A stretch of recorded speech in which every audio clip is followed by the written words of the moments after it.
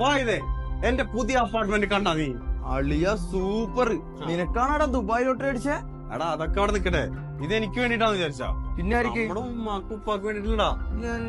നമ്മ ജീവിക്കണേ വ്യൂ ഏത് ലെവലില്ലേ അത് നീ തന്നെ ഗസ് ചെയ്യേ. ഒന്നും പറയാനില്ല മോനെ, നെക്സ്റ്റ് ലെവല്. അറിയാ നീ വിചാരിക്കണുണ്ടാ ഞാനിത് ഫുൾ പേയ്മെന്റ് കൊടുത്തിട്ടാ മേടിച്ചത്? പിന്നെ എങ്ങനെയാ? എടാ വെറും 20% മാത്രം പേ ചെയ്തിട്ടുള്ളൂ.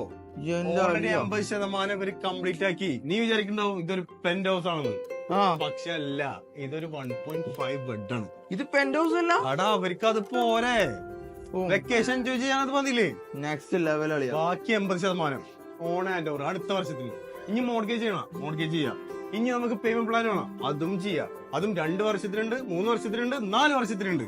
പിന്നെ എന്തിനാടാ ഞാൻ ടെൻഷൻ അടിക്കണേ? എടാ അളിയാ, എനിക്ക് എന്റെ ഉമ്മാക്ക് ഉപ്പാക്ക് ഇതുപോലത്തെ ഒന്നും മേടിച്ചു കൊടുക്കണം. അത് നടക്കൂല. അതെന്തേ?